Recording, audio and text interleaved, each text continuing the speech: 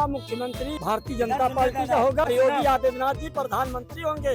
गाड़ी पे परेश और भाजपा का झंडा, ये है इस देश की सत्ता। आजम खां पर बकरी चोरी, मुर्गी चोरी, भाई चोरी, गधा चोरी, ऊँट चोरी का मुकदमा कायम हो गया। भाजपा का झंडा है, प्रेस लिखा है। हमारी ही टोपी धरे समाजवादी वाले, हमारे साथ फोटो खींचाए और हमारी ही गर्दन काटे। बच्चा जो है तैयारी करके जब परीक्षा देने जा रहा है, पता चला कि 5,000 में पेपर जो है बिक गई। 18 घंटे 20 घंटे के हर गांव में बिजली दे रही है। भाजपा का भय दिखा के समाजवादी और कांग्रेस के लोग फायदा उठाना चाहते हैं। लोग कहते थे ये गुंडा माफियाओं का प्रदेश है, ये आज के दिन में गुंडा माफिया यहाँ से भ्रष्टाचार खत्म हो चुका है। आदित्यनाथ योगी जी बहुत अच्छी सरकार चला रहे हैं। युवाओं को तो प्रोत्साहन नहीं मिल रहा है सर। क्या इनके पास जो है यूथ या इनके पास बच्चे नहीं है। आप कह रहे हैं कि जो है यूथ को भड़काया जा रहा है। पहले तो आपका धन्यवाद, कम से कम भारत, बिहार, झारखंड दिखा दिया। आपका इस प्रदेश में स्वागत है। नोरमा ग्रुप, जो सोचता है वो करता है। आपके अपने सपनों का आशियाना। अशराफत अली किसको मुख्यमंत्री देखना चाहिए? अगला मुख्यमंत्री भारतीय जनता पार्टी का होगा और योगी आदित्यनाथ जी प्रधानमंत्री होंगे। और एक चीज हम आपको बताते हैं, आने वाले समय में न 20% मुसलमान दरी बिछाएगा, न 7% यादव राज्य चलेगा। अब हिस्सेदारी बराबरी का दर्जा चलेगा।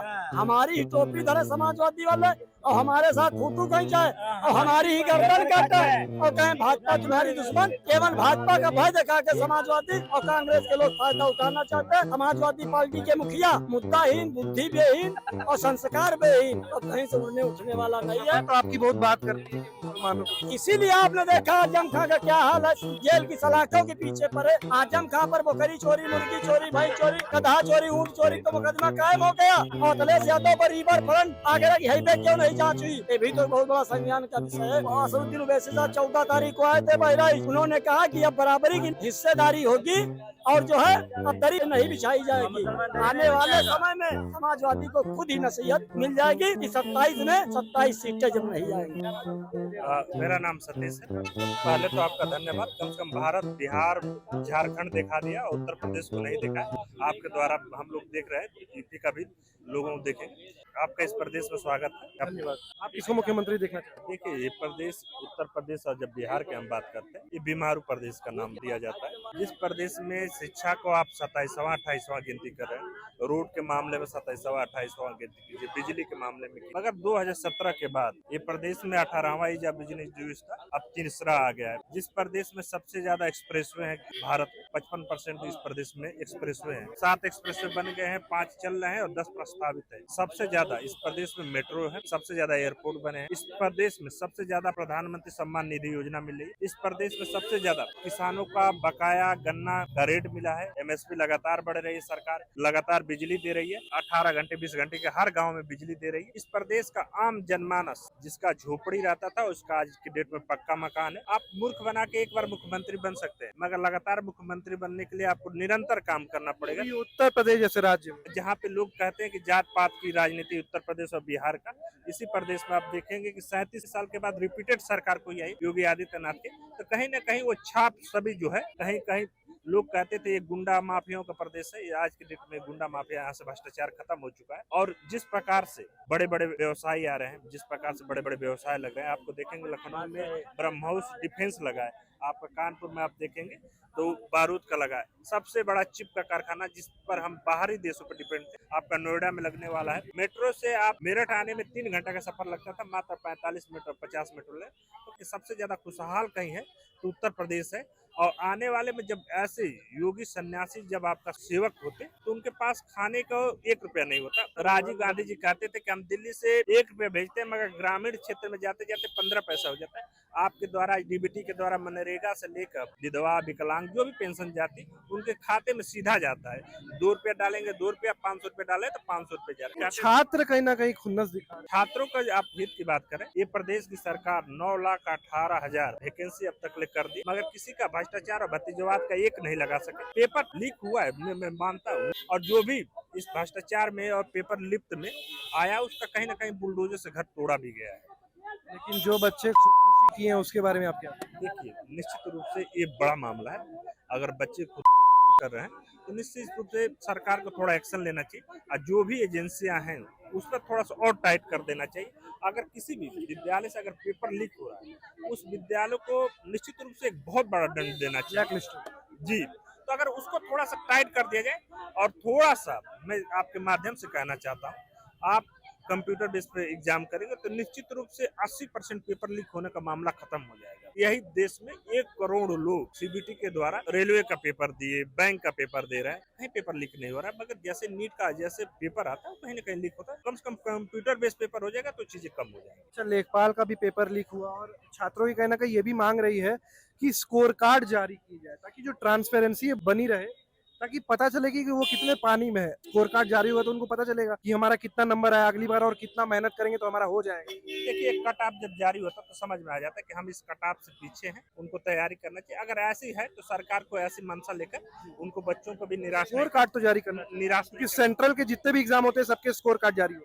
निश्चित रूप से सरकार इस पे भी विचार करे कि कम से कम बच्चों का जितना स्कोर है उसको दिखा दे, उसमें क्या ट्रांसपेरेंसी होना चाहिए। और हर जो अधिकारी उनको ध्यान देना चाहिए कि बच्चों का देश हित के लिए सबसे ज्यादा जरूरी है। बच्चे, किसान और जवान इस देश का छाती है, इस देश का धरोहर है।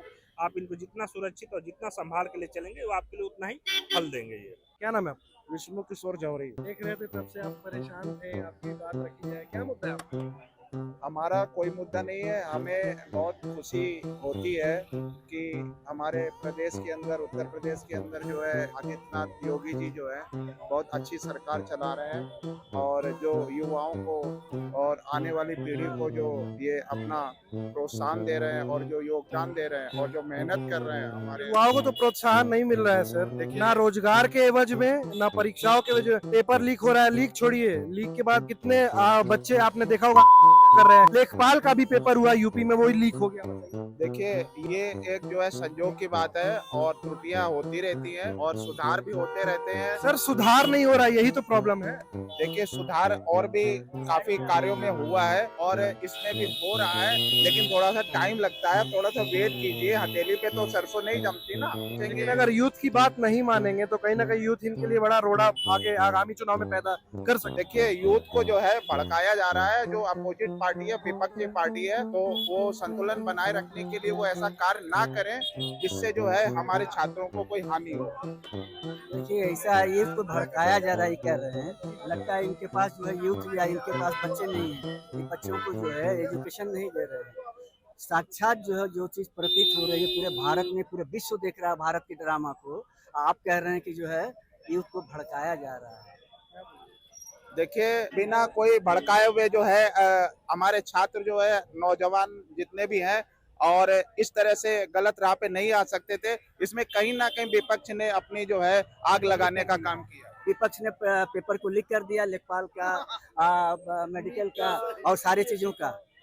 हाँ, विपक्ष ने कर दिया और विपक्ष को जो है देश से भगा देना चाहिए, इसलिए कि वो सारा काम जितना जो है अवैध काम है सब विपक्ष के पास है। राम राज्य वाली काम जो है आपके पास है। राम मंदिर में लूट हुआ है, जान रहे हैं ना? हाँ हाँ, हुआ है। उसके बारे में क्या बोलेंगे? और ये बहुत गलत हुआ है। इस पे जो है पनिशमेंट मिलना चाहिए और बहुत ही बड़ा पनिशमेंट मिलना चाहिए, क्योंकि हम चवन्नी भी चुराने के अधिकारी नहीं है और ये हमें बहुत खराब लग रहा है। और इस पे जो है योगी जी जो भी एक्शन लेंगे उसके लिए हमें सबको मान्य होगा। अच्छा, बच्चे पेपर लीक पे सुसाइड कर दे रहे हैं, भैया वही चीज बोले आप। बताइए, जिसके घर का संतान एक हो और पूरी अपनी धन संपत्ति अपनी जो है अरमान को लगा करके शिक्षा दे रहा है, बच्चा जो है तैयारी करके जब परीक्षा देने जा रहा है, पता चला कि 5,000 में पेपर जो है बिक गई।